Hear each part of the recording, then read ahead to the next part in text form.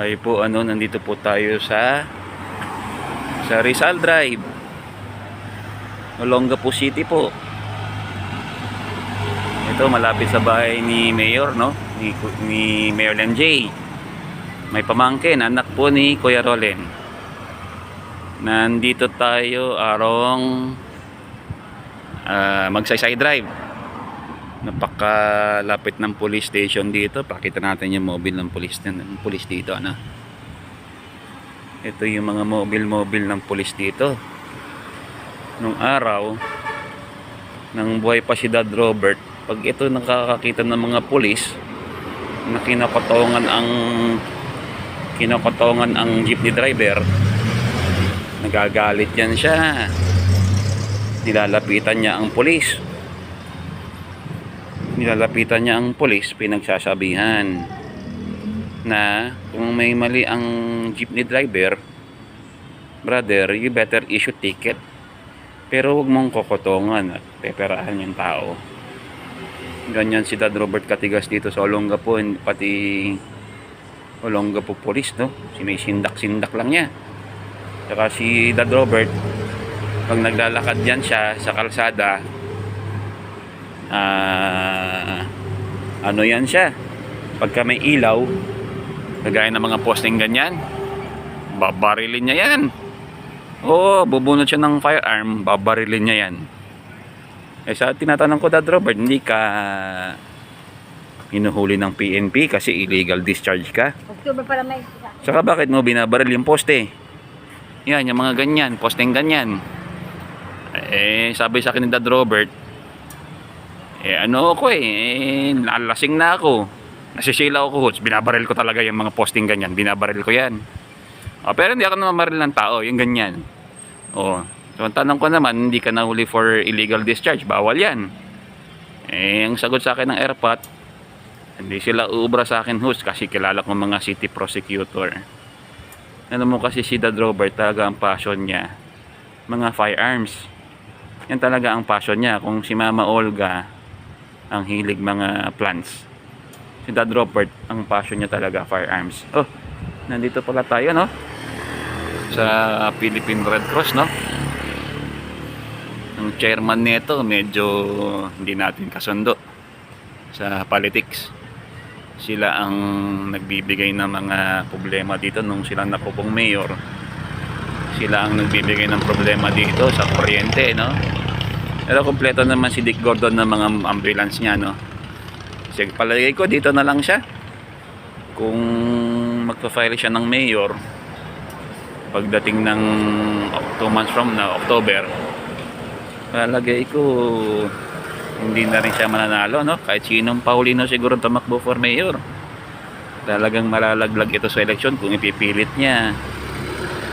Kasi ang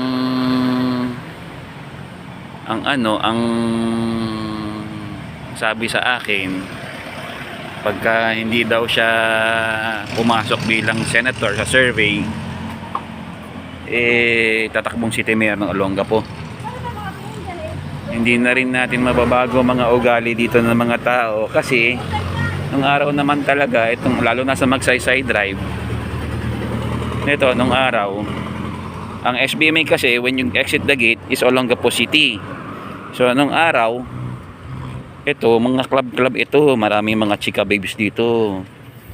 So mga servicemen na Amerikano, paglabas ng base, lalabas yan sila, punta yan sila ng Olongapo.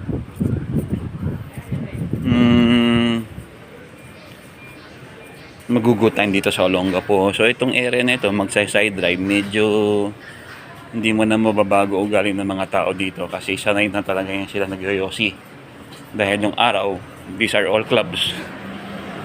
So sanay sila. Ang terno kasi ng sigarilyo, ang alak is yosi. Pero generally, Paulino being the mayor, lalo kung bandang SM, titikitan ka talaga doon.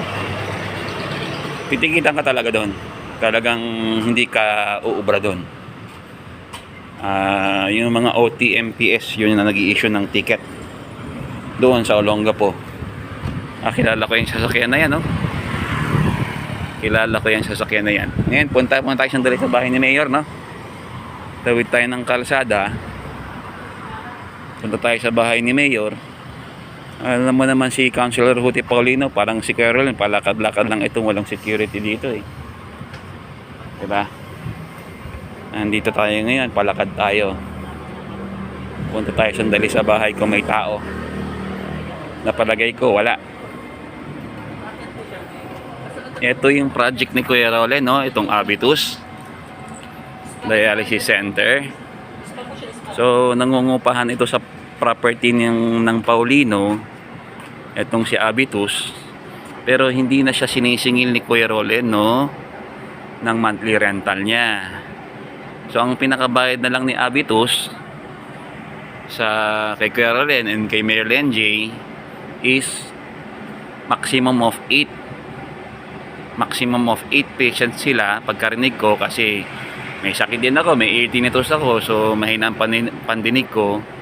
Maximum of 8 na kidney dialysis patients ang bayad na lang nila kay Kuya Rolen. So tumutulong si Kuya Rolen sa mga may mga sakit sa kidneys, no? Kasi yung pamangkin natin, the middle son of Kuya Rolen, si Francis, namatay yan siya sa kidney failure. Well, he had problems with the kidney, pero napuruhan yata siya sa COVID, no? So we are here, no, we are here na sa property ng mga Paulino, no? So yun, basketball court yan. Ito yung araw na Pauline's Club, ano, nandito tayo. Pagpasok ko ng gate, medyo i-off ko na yung video, ha, kasi hindi pa ako kumakain. Titignan ko lang kung may tao dito sa bahay. Ha? Oo. Nakita mo, oh. Parang walang tao dito, oh. Kasi it's a holiday today.